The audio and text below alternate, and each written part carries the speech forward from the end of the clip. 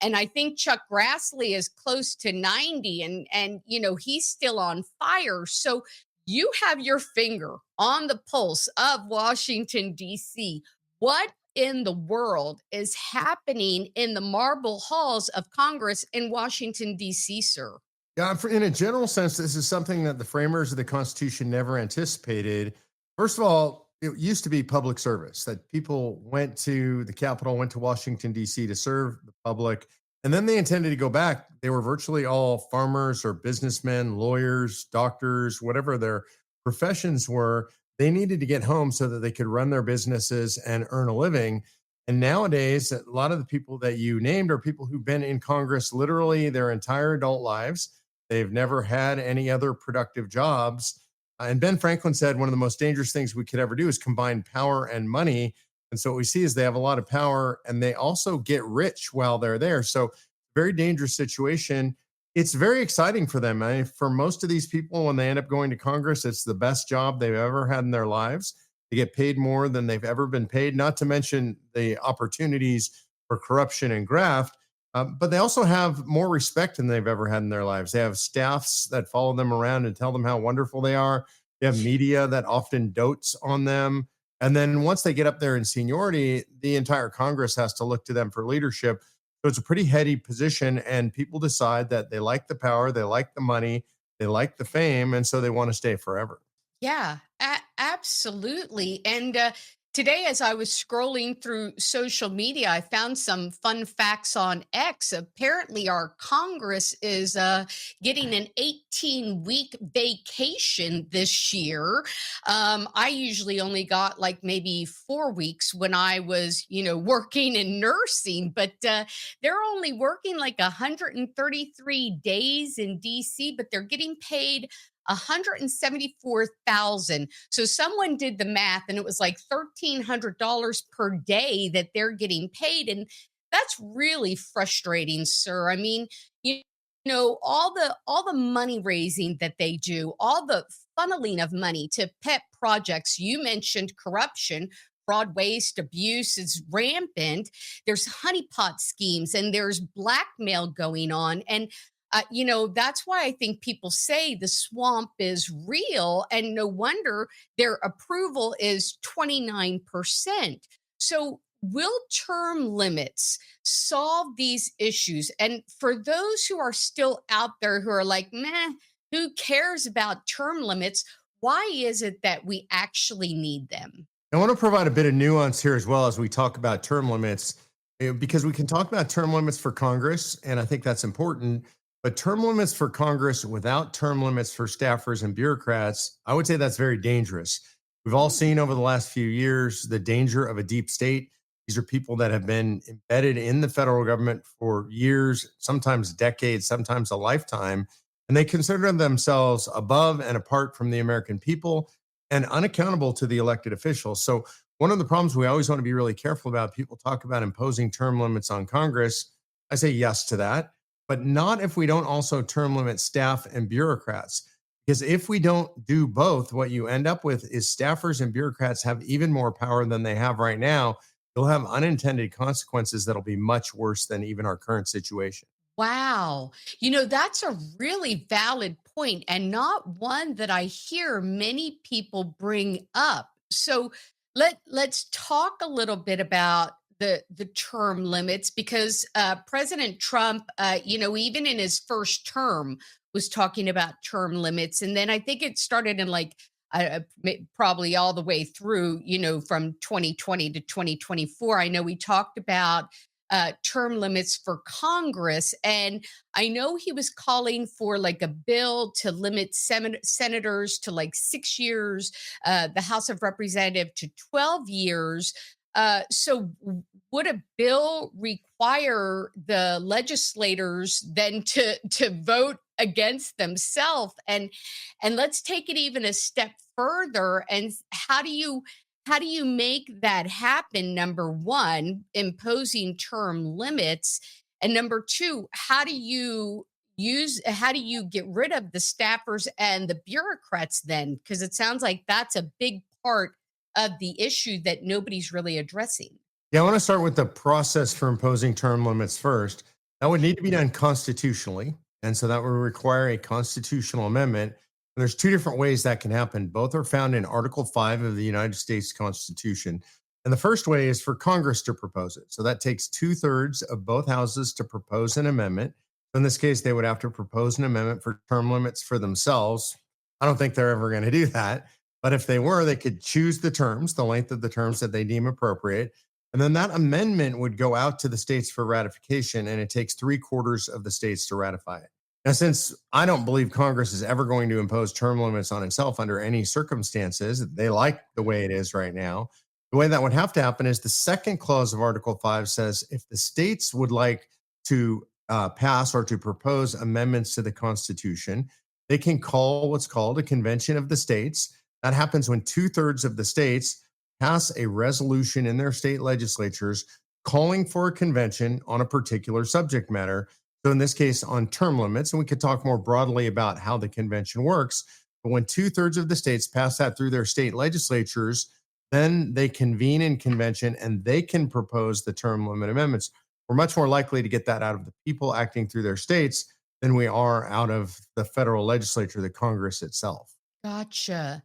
Now, I've seen it both ways being, worded that they're looking for a legislative bill or they're looking for a constitutional amendment. Are you aware of anything in the works right now? Well, many people have proposed it. Ted Cruz proposes it pretty much repeatedly in Congress. Unfortunately, it never makes it even to a committee in the Senate. Nobody takes it seriously. They know that none of them are going to do it. And it can't be done through legislation because the terms of senators, of federal officials, are set constitutionally. So what they would do is they would still have to vote on it, but the vote would be to propose an amendment. And then that proposition, that proposal of an amendment would go out to the states for ratification. Before we could put that in the Constitution, that would take 38 states to ratify that. Gotcha.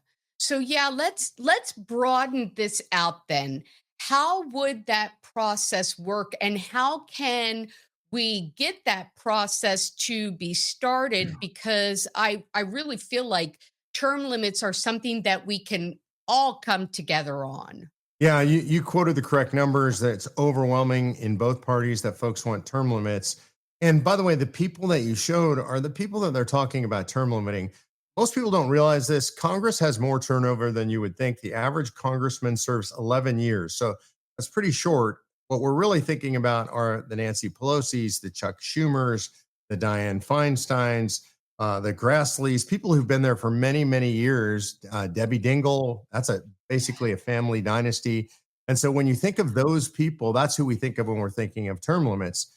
And so the process works like this. If we wanted to impose term limits or any other constitutional amendment coming from the states, 34 states have to pass a resolution through their state legislatures calling for a convention on that subject matter. The way they do that is each state has a sponsor in each house, and then they have to go through a committee, through the full floor vote. And then when both houses pass that, that becomes a call for a convention. Currently, my organization, Convention of States, we have 19 states that have called for a convention, and it's for three subject matters. One is term limits, as we're discussing, but again, not just for Congress and any other federal officials. So that could be Mhm. staffers, bureaucrats. It could also be the judiciary, which I think is important. The Oh yeah. framers never really intended for people to be in the judiciary for 40 or 50 years. So that's the first part. The second part is anything that would impose fiscal restraints on the federal government. So a lot of people, great majority of people, over 80%, say we need a balanced budget amendment. Again, it's one of those things that Congress will never propose for itself.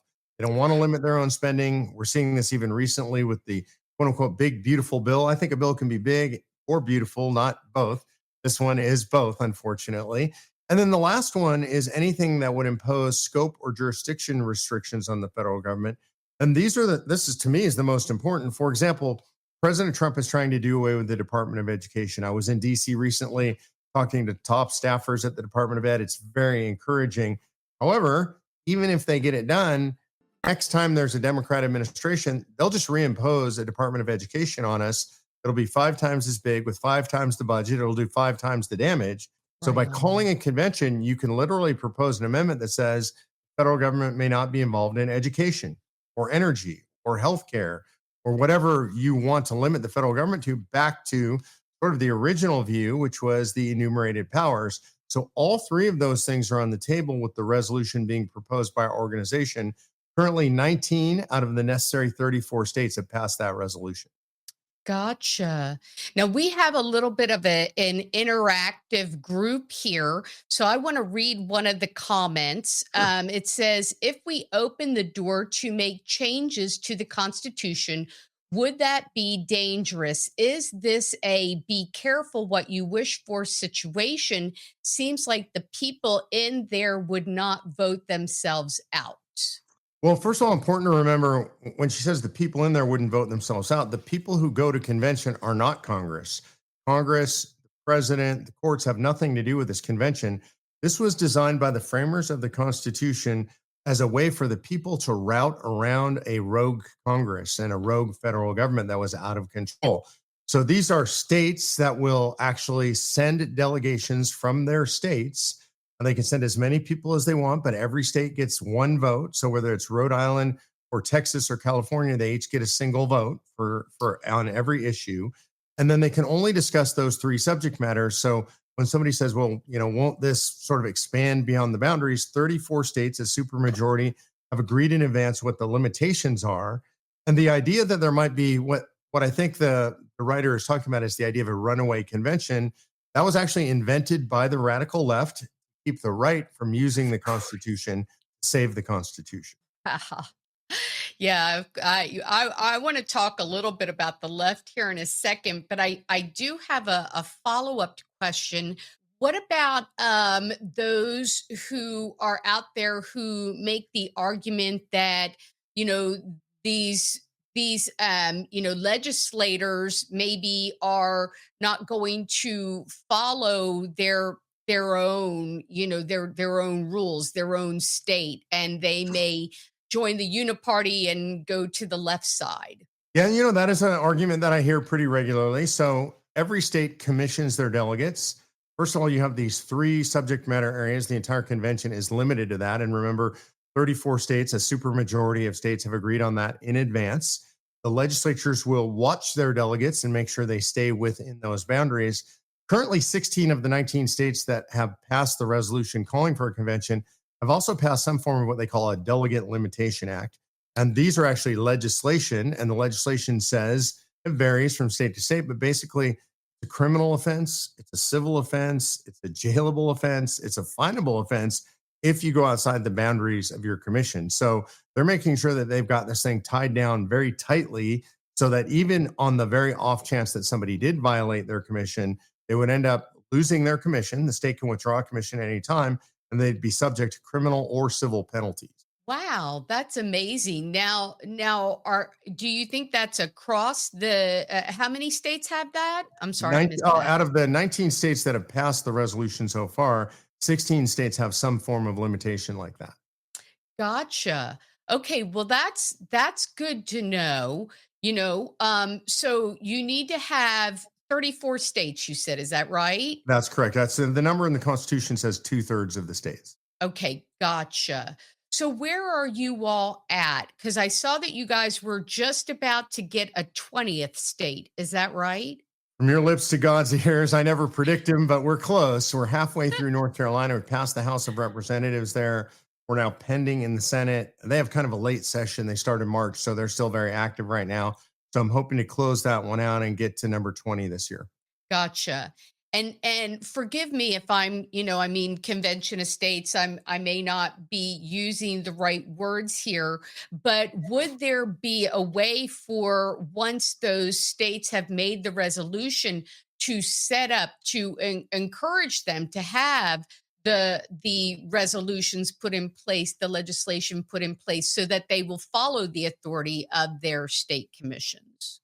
There's something that could be done to ensure that. I'm not sure I understand the question. Can you rephrase that for me? Yes. Is there a way that once the states have said their call for a convention of the states, is there a way to ensure that they put something in place, whether it be legislation, whether it be resolution, to ensure that you have the state legislators following the authority of their state commissions. I mean, I doubt that that's something that you can impose or say to ensure that they follow along and not stray away and side with the left or go. Yeah, I mean, we as an organization can't enforce that, but so far 16 of 19 states that have passed the resolution have done that. And by the time we get to convention, I expect the great majority of states will have that limitation in place. But I would say this is really important from a legal perspective. I am a lawyer, and common law, just normal common law, says that when you appoint an agent to act on your behalf, the agent only has the authority with which you imbue them. So, in other words, if you say to your automobile insurance agent, that you want a policy that has a $1 million liability on it. And then they come back to you and they say, oh, well, it's so exciting. I got you $10 million of liability. It only cost you twice as much. It didn't cost you 10 times as much. You're not bound to that because you only gave them authority to get you $1 million of liability coverage. And so when the states commission their delegates, they will give them a piece of paper, a commission, it might be digital, that says this is what you're limited to. And if they were to exceed that authority at convention and try to vote for something else, that vote would be null and void. It wouldn't even count. So, on top of that, the fact that common law says you can't cast a vote that your state hasn't authorized, on top of that, states are passing these delegate limitation or commissioner limitation acts that impose criminal or civil penalties. Additionally, the states retain full control over their delegates while they're in convention. And in this modern era, we could expect that the convention will be watched 24/7 whenever they're in session. Anything going on the floor or in any committees will be broadcast out live, C-SPAN, and probably every network in the world. People will Right be on. watching. And so if they begin to get out of control, states have the ability to remove their authority at a moment's notice. Oh, that's good to know as well.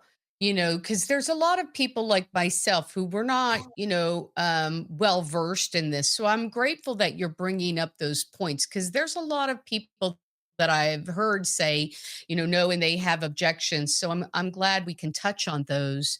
The Democrats do seem to be on board, Mark, with term limits, but I have to wonder, and this is probably just me because I have trust issues, but are they really? Because they went after David Hogg, the DNC vice chair, over like gender and diversity party officer election quotas, which is a mouthful. But also, he had the audacity to say the quiet part out loud that he would primary incumbent Democrats.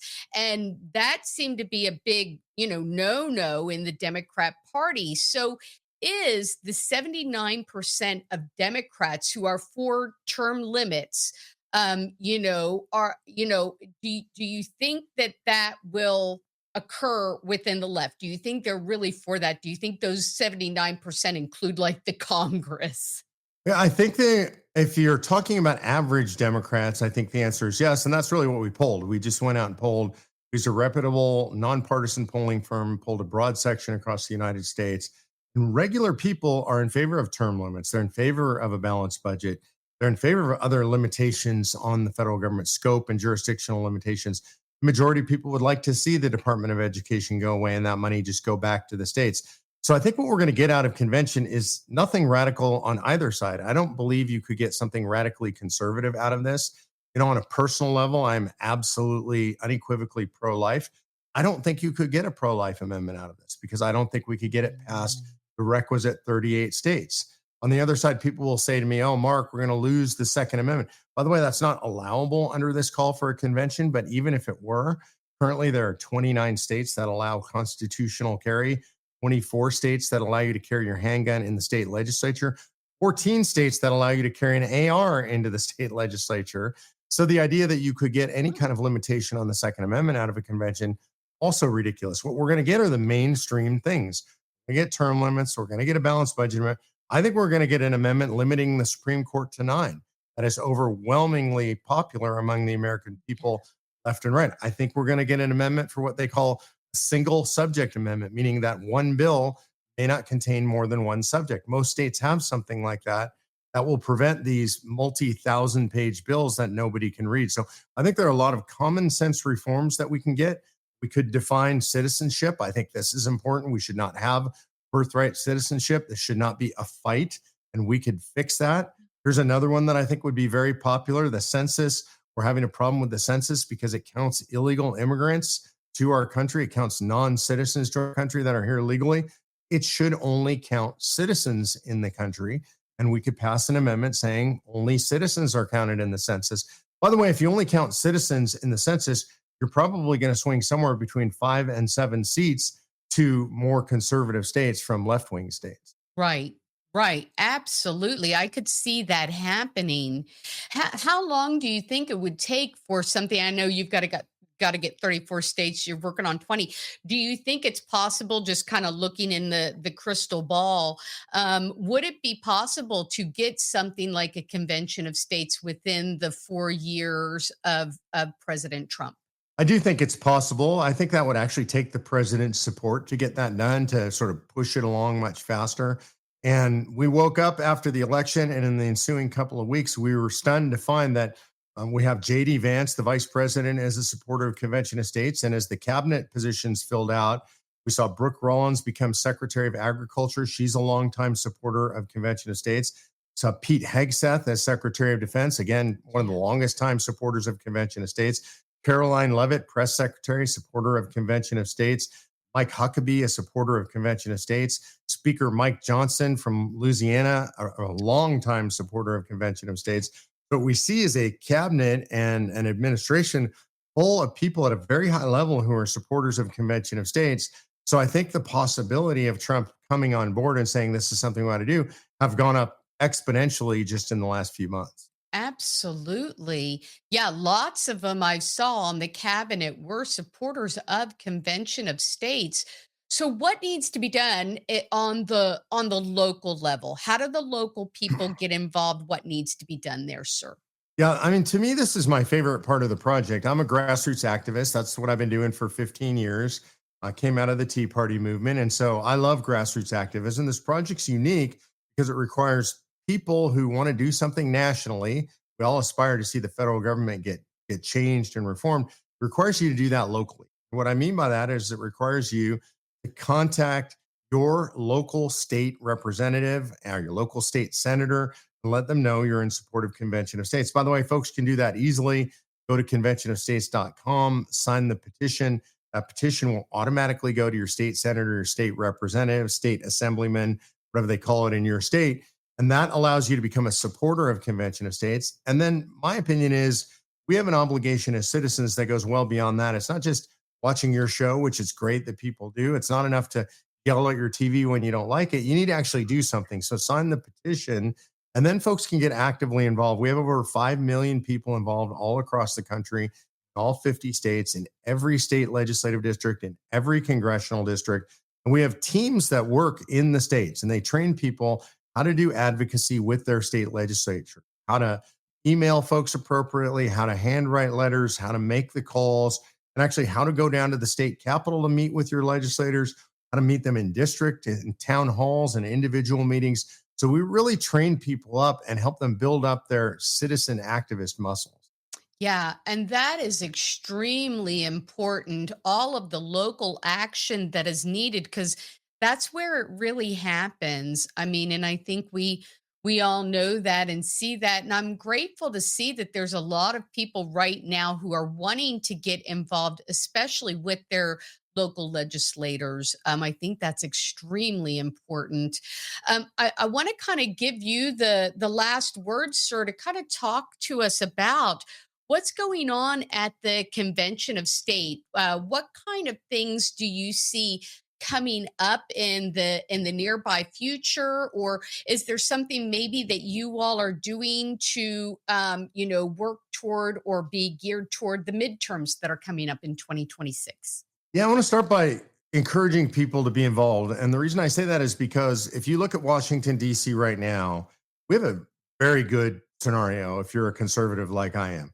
We have a Supreme Court that is, while frustrating at times, the most conservative Supreme Court I've seen in my lifetime. I'm 63 years old. We have both houses of Congress, really only marginally in the House of Representatives, a slightly larger majority in the Senate. They're not what I would want. They're not exactly as conservative as I would like, but we have both houses of Congress right now, and we have by far the best president of my lifetime. And I say that Surprised because I'm a huge Ronald Reagan guy, and that was my first election. I never thought I'd see a better president than Ronald Reagan. I have to say, Donald Trump has been a better president than Ronald Reagan. He's done more, he's accomplished more. His vision, I think, is bolder. The things that he thinks need to happen, and he's willing to go out there and get in the fight in a way, in a broader, bolder way than Ronald Reagan was. So I think when you look at the overall political playing field, it's the best we've seen in our lifetimes. That being said, and this is really important that we're realistic about what Congress can or will do, what the president can and will do. We just saw it come out of the House of Representatives. I discussed earlier the big, beautiful bill. Terrible.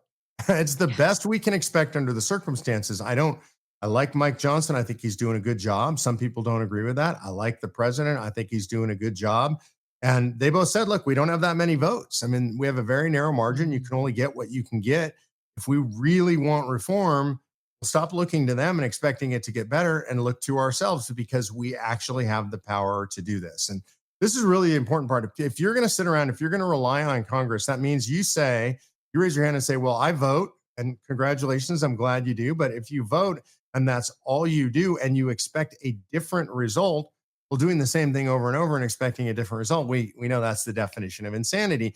And if you look at the entire scope of American history politically, what we have is a long history. Every single administration in American history has grown the size and scope of the government, with the exception of Calvin Coolidge. So if you're betting that we're going to be the one exception like Calvin Coolidge, it's not a good bet. What you need to bet on is yourself and the people, that we're going to rise up and we're going to push back. I think we have the opportunity to do that right now. And there's a reason that all these people in the administration are in support of Convention of States. It's not because they don't believe in what they're doing. It's not because they're not doing everything they possibly can. I believe they are. I'm very pleased with what they're doing. But they also know, and I know, and I think you know, that we can do more and we need to do more. I have two kids. I have my first grandchild. She's 8 months old, 9 months old now. And Congratulations. it's my job to make sure that I leave the country better than I found it. And right now, we're not there. And I think if we call a convention of states and we propose these amendments, ratify some pretty simple things that I think we can ratify, we can leave the country in better shape than when I came into it, than when my parents turned it over to me. So that's my goal. People should and can be involved by going to conventionofstates.com. And we need people in all 50 states. We're constantly engaged. We have a big summit coming up in Indianapolis in September. If folks get involved and start to get into leadership, they can come to that summit and be with us. And I just want to encourage everybody, whether it's Convention of States or whatever it is you want to do, whatever your passion is, don't just listen, don't just read, don't just yell at your TV. Mhm. Get out there and actually do something. Yeah. Right on. Right on.